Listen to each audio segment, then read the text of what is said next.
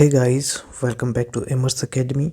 और दोस्तों, जैसे कि पता है मैं आप लोगों से लगातार ग्रुप में संपर्क बनाए हुए हूँ और बहुत सारे लोगों का कहना था कि जो लेटर राइटिंग है उस पर कुछ वीडियो हमें प्रोवाइड करा दी जाए। तो जैसे कि मैं आपको जो लेटर है उससे संबंधित जितने भी क्वेश्चन एग्ज़ाम में पूछे जा रहे हैं उनके बारे में लगातार वहाँ पर क्वेश्चन अपलोड कर रहा हूँ। तो आप लोगों को अभी भी संशय है कि किस तरीके से ये पत्र लिखना चाहिए। तो सबसे पहले मैं आपको बता दूं कि आपको यहाँ पर क्या क्या काम यहाँ पर करने हैं। तो क्वेश्चन जैसे कि पूछे गए हैं कि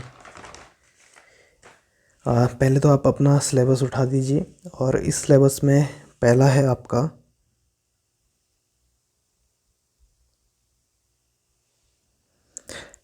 आपका शासकीय पत्र। दूसरा वहाँ पर लिखा है अर्धशासकीय। तीसरा है आपके पास कार्यालय आदेश। इसी के साथ कार्यालय ज्ञापन है या ज्ञाप इसे हम कहते हैं। परिपत्र आपके सिलेबस में दिया गया है। विज्ञप्ति आपके सिलेबस में है और इसी के साथ निविदा सूचना और टिप्पण भी आपके सिलेबस में है।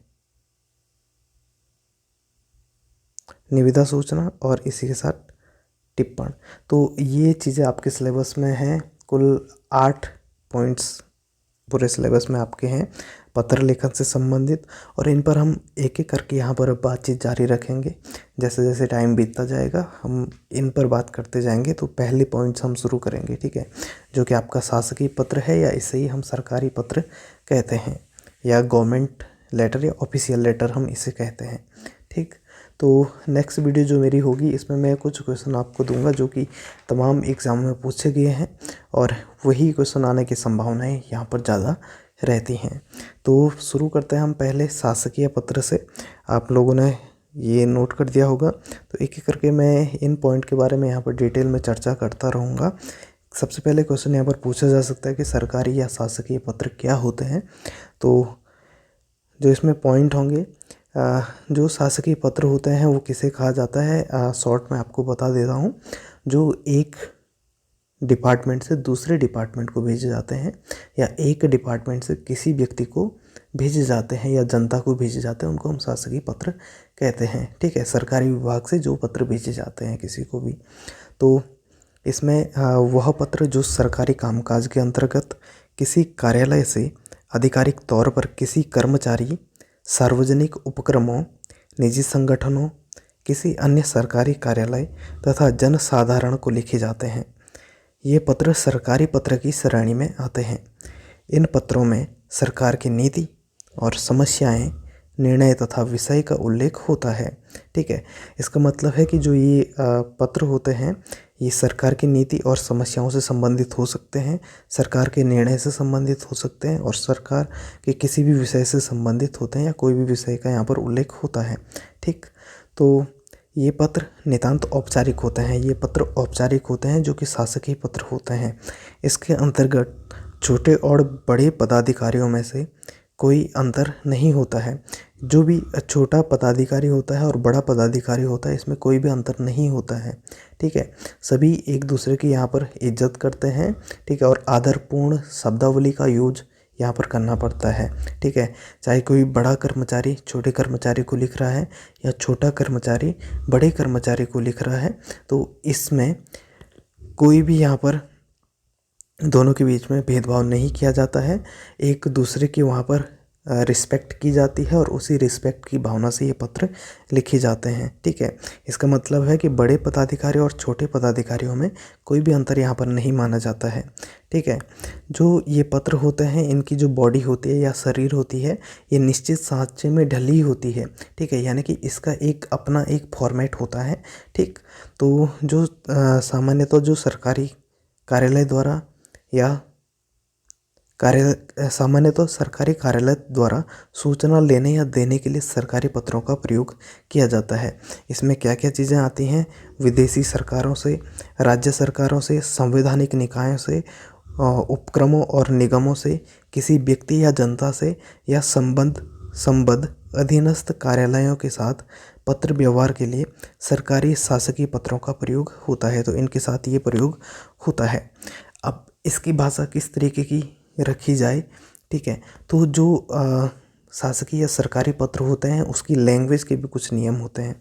जो इसकी भाषा होती है वो सरल होनी चाहिए और स्पष्ट होनी चाहिए, ठीक है। सरल यानी कि सभी के समझ में वो भाषा आनी चाहिए, और स्पष्ट का मतलब भी वही है, बिल्कुल क्लियर होना चाहिए। जो भी आप बात कर रहे हैं या जिस भी चीज़ के बारे में आप जानकारी ले रहे हैं या दे रहे हैं वो बिल्कुल स्पष्ट होनी चाहिए। जो वाक्य होते हैं वो छोटे होने चाहिए और सरल होने चाहिए, ठीक। जो ये सरकारी पत्र है या शासकीय पत्र है उसमें द्विअर्थी यानी कि दो अर्थ वाले शब्द, ठीक है, जिनमें कन्फ्लिक्ट होता है, अस्पष्ट शब्द या अनिश्चित अर्थ देने वाले शब्दों से बचना चाहिए। यानी कि आपको बिल्कुल सरल शब्दावली का प्रयोग करना चाहिए, ज़्यादा आपको इफेक्टिव बनाने की इसे ज़रूरत नहीं है, ठीक है। बिल्कुल सरल लिखिए।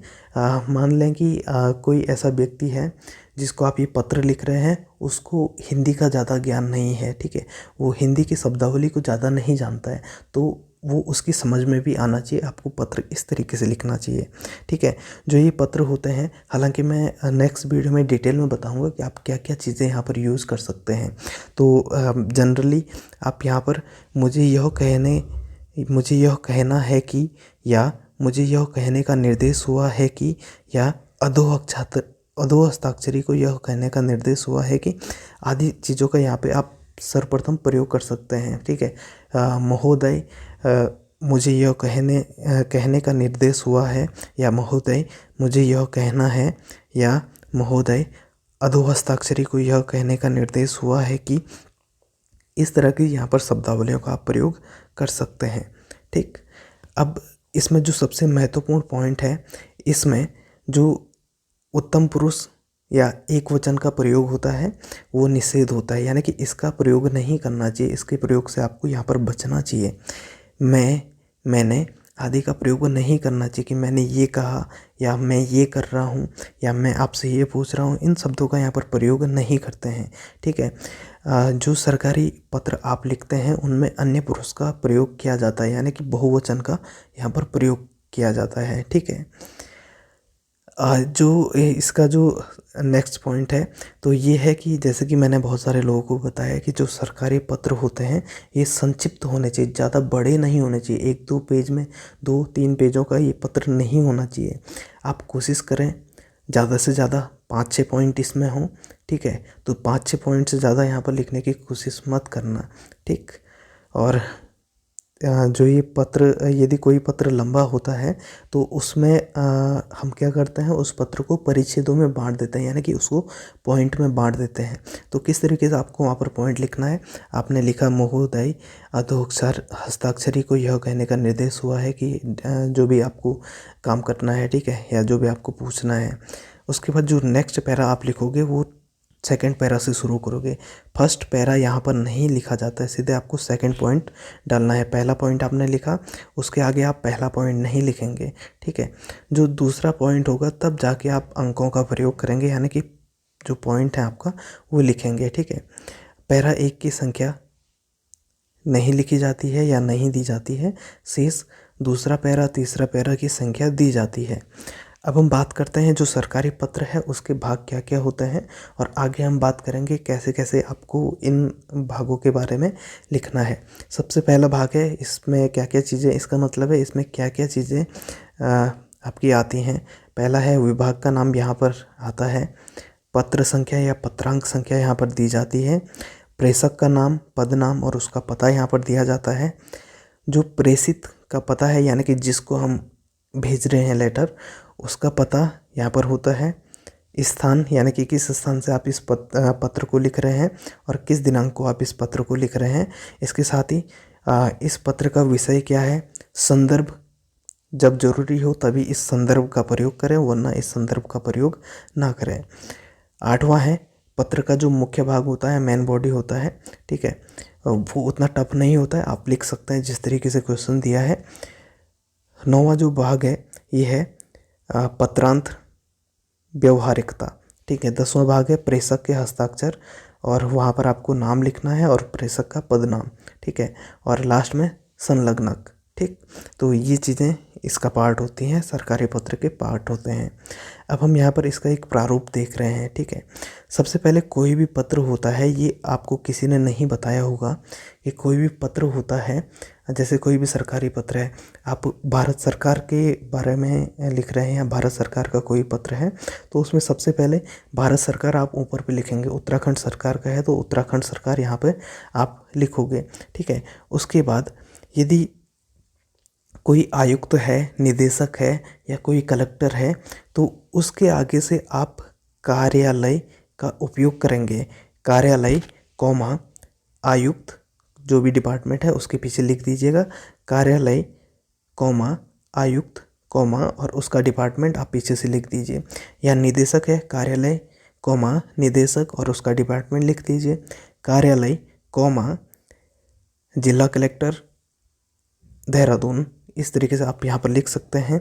और इसी के साथ आपके लिए एक विशेष पॉइंट है कि यदि कोई विभाग है, सपोज हम बात कर रहे हैं कि वित्त विभाग है या कोई भी अन्य विभाग है, ठीक है, या हम बात कर रहे हैं वन विभाग है, या हम बात कर रहे हैं शिक्षा विभाग है, तो उसके आगे कार्यालय नहीं लिखा जाता है, उसे सीधे हम विभाग का नाम वहाँ पर लिखेंगे, शिक्षा विभाग उत्तराखंड या वन विभाग उत्तराखंड, ठीक है। तो इस तरीके से हम इसका लिखेंगे।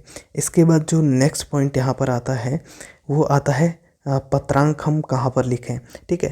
तो उत्तराखंड के जो भी लेटर होते हैं ऑफिशियल लेटर, उनमें पत्रांक की कोई विशेष जगह नहीं है। आप लेफ़्ट साइड से भी शुरू कर सकते हैं, राइट साइड में भी लिख सकते हैं और मिडिल में भी लिख सकते हैं, ठीक है। और पत्रांक में आपको किस तरीके से पत्रांक लिखना है, तो पत्रांक जो संख्या होती है, ठीक, तो इसमें सबसे पहले यहाँ पर जूम करके देख लेते हैं।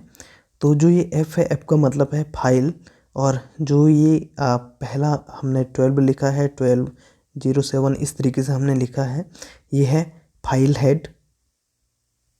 फाइल हेड और जो ब्रैकेट के अंदर लिखा है ये होता है फाइल नंबर, ठीक है। और उसके बाद जो भी आपका ये होता है ये पत्रांक संख्या होती है, तो 3401 नंबर का ये पत्रांक है।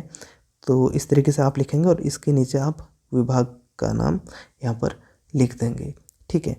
अब नेक्स्ट हम नीचे जाते हैं तो यहाँ पर आता है प्रेषक का नाम, यानी कि जो इस लेटर को लिख रहा है। तो मैंने ये अभी मुख्य सचिव के नाम से लिखा है, मुख्य सचिव उत्तराखंड सरकार, प्रेषित, यानी कि जिसको ये लेटर प्रेषित किया जा रहा है। आप प्रेषित नहीं भी लिखेंगे तो चलेगा, आप इसके स्थान पर सेवा में भी लिख सकते हैं और कुछ नहीं भी लिख सकते हैं, ठीक है। सचिव, वित्त, राजस्व विभाग, वित्त मंत्रालय, भारत सरकार, नई दिल्ली। आप यहाँ पर एक विशेष ध्यान रखिएगा, आपने प्रेषक लिखा, इसके बाद आप कॉमा का यूज़ करेंगे। मुख्य सचिव लिखा, इसके बाद भी कॉमा का यूज़ होगा। और उत्तराखंड सरकार, जहाँ पर इसका एंड हो रहा है वहाँ पर आप फुल स्टॉप यहाँ पर लगा देंगे। इसके बाद प्रेषित के बाद भी यहाँ पर कॉमा का यूज़ होगा, सचिव के बाद भी कॉमा का यूज़ होगा। वित्त या राजस्व विभाग, इसके बाद भी कॉमा का यूज़ होगा। वित्त मंत्रालय कॉमा, भारत सरकार कॉमा, नई दिल्ली, यहाँ पर इसकी एंडिंग हो रही है तो यहाँ पर फुल स्टॉप लग जाएगा, ठीक है। अब जहाँ पे आपका नई दिल्ली यहाँ पर समाप्त हो रहा है, इसके राइट में जा कर के आप स्थान का नाम फिर से यहाँ पर लिखेंगे, ठीक। तो इसके राइट में जा कर के आप यहाँ पर स्थान का नाम लिखेंगे देहरादून, और इसके नीचे दिनांक आप लिखेंगे, ठीक है। अब यहाँ पर बात आती है विषय को कहाँ पर लिखें। बहुत सारे लोगों का देखा मैंने लेटर, वहाँ पर विषय बहुत गलत ढंग से लिखा हुआ था। तो आप विषय को किस तरीके से यहाँ पर लिखेंगे, तो विषय को देखो, जो प्रेषक, प्रेषित के बाद जो भी आपने लिखा है, जो ये लाइन है, मुख्य सचिव उत्तराखंड सरकार, सचिव वित्त राजस्व विभाग, वित्त मंत्रालय, तो जिस लाइन में ये लिखा है ठीक इसी के नीचे आपका विषय आएगा। नई दिल्ली के ठीक नीचे यहाँ पर क्या है, विषय लिखा गया है, और आपने विषय लिखा, विषय के नीचे संदर्भ यहाँ पर लिखा जाता है। ये आपके ऊपर डिपेंड करता है कि आप इस संदर्भ को लिखते हो या नहीं लिखते हो, ठीक है। ये मर्जी है, ये लेटर पे डिपेंड करेगा कि यहाँ पर संदर्भ का यूज़ होना है। सपोज आपसे कुछ सूचना मांगी गई है या आपको कुछ कहा गया है किसी डिपार्टमेंट के द्वारा, तो आप उसका पत्रांक लिख सकते हैं कि निम्न पत्रांक संख्या के संदर्भ ग्रहण करते हुए, या इस पत्रांक संख्या का संदर्भ ग्रहण करते हुए और उसके बाद आप नीचे की लाइन में फिर से आगे आकर महोदय लिख लेंगे। और उसके बाद मुझे यह लिखने का आशय हुआ है या मुझे यह लिखने का निर्देश हुआ है या अधोक हस्ताक्षरी को यह कहने का निर्देश हुआ है कि उत्तराखंड सरकार, और जो आपकी सेकंड लाइन होगी ये सीधे आगे जो ये प्रेषक, प्रेषित और महोदय हैं इसके नीचे ये सेकंड लाइन यहाँ से शुरू होगी। ठीक है, तो आपने यहाँ तक लिखा। ठीक है, कि मुझे यह कहने का निर्देश हुआ है कि उत्तराखंड सरकार कनिष्ठ लिपिकों से वरिष्ठ लिपिकों के पदों पर पदोन्नति के लिए विभागीय परीक्षा की पद्धति प्रारंभ करने का विचार करती है। ठीक है, अब नेक्स्ट लाइन हमने लिखा, नेक्स्ट पैरा। तो पहला पैरा देखा आपने, यहाँ पर मैंने किसी भी नंबर का यूज़ नहीं किया है, लेकिन जब दूसरा पैरा शुरू होगा तो आप यहाँ पर 2 का यूज़ करेंगे। ठीक है, अतः निवेदन है कि केंद्रीय सचिवालय में विभागीय परीक्षा के लिए प्रयुक्त नियमों की एक प्रति कृपया मुझे भिजवाएं। ठीक है, तो ये दूसरा पैरा था। इसके बाद आप यहाँ पर क्या करेंगे, यहाँ पर लिखेंगे संलग्नक उपरोक्तानुसार, यानी कि जो ऊपर आपने संलग्न किया है, और इसके बाद राइट में आकर के आप भौदी लिखेंगे और यहाँ पर जो नाम है वो क ख ग लिखेंगे। कभी भी जब आपसे लेटर लिखने के लिए पूछा जाए तो आपने यहाँ पर अपना नाम नहीं लिखना है, राहुल, मोहित, कुछ भी आपने यहाँ पर अपना नाम नहीं लिखना है, क्योंकि आप वहाँ पर आपका नाम लिखने के लिए नहीं कहा गया है, इसलिए आप यहाँ पर क ख ग का ही यूज़ करेंगे और इसके नीचे पदनाम लिख लेंगे मुख्य सचिव। और मुख्य सचिव के लेफ्ट में आकर के आप क्रमांक लिखेंगे और इस क्रमांक में जो आपने ऊपर क्रमांक लिखा है वो आएगा। ठीक है, मैंने यहाँ पर ऊपर क्रमांक क्या लिखा था कि F1207 3401। ठीक है, अब हम यहाँ पर देखते हैं, मैंने यहाँ पर क्या लिखा है, F1207 3402। देखो 3401 जो ये पत्र था मेरे द्वारा लिखा गया 3401। अब हम ये किसको भेजेंगे, जो भी ये फर्स्ट, सेकंड और थर्ड में हमने जिनके भी नाम यहाँ पर लिखने हैं उनको भी एक एक कॉपी इसकी जाएगी। तो 3401 का यूज़ हमने कर दिया है। अब यहाँ पर जो ये वाला होगा ये 3402 होगा, नेक्स्ट 3403 और ये लास्ट वाला 3404, इसलिए मैंने यहाँ पर लिखा है 3402 से लेकर 3404। ठीक है, तो सबको अलग अलग यहाँ पर क्रमांक दिया जाता है। तो दोस्तों इस तरीके से जो सरकारी लेटर है वो लिखा जाता है। यदि आपको इसमें भी कोई डाउट है अभी भी तो आप कमेंट बॉक्स में ज़रूर कमेंट करें। तो नेक्स्ट वीडियो में आपको इसके बारे में कुछ और डिटेल में बताऊंगा यदि कोई पॉइंट रह गया हो। तो यदि आपको वीडियो अच्छी लगी और आपको कुछ समझ में आया इस पत्र से रिलेटेड तो आप लोग ज़रूर कमेंट बॉक्स में उसका वर्णन करें। आगे मैं आपके लिए जो नेक्स्ट टॉपिक हैं उन पर वीडियो बनाता रहूँगा। ठीक, तो दोस्तों ये था आपका पूरा सरकारी पत्र लेखन से संबंधित चीज़ें। यदि कोई भी यहाँ पर मिस्टेक रह गई हो आप कमेंट बॉक्स में मुझे सुझाव दे सकते हैं। ठीक, मिलते हैं नेक्स्ट वीडियो में। और यदि आपको हमारे टेलीग्राम ग्रुप से जुड़ना है, डिस्क्रिप्शन बॉक्स में टेलीग्राम ग्रुप का लिंक दिया गया है, वहाँ पर डेली आपको मेंस प्रैक्टिस के लिए कुछ टॉपिक दिए जाते हैं, चाहे वो जीएस के हो या चाहे पत्र लेखन के हो या चाहे ऐसे राइटिंग के हो। तो उस ग्रुप से ज़रूर जुड़िएगा। ठीक है, वहाँ से आपको बहुत हेल्प मिलेगी। मिलते हैं नेक्स्ट वीडियो में। See you soon, good luck, bye bye, take care.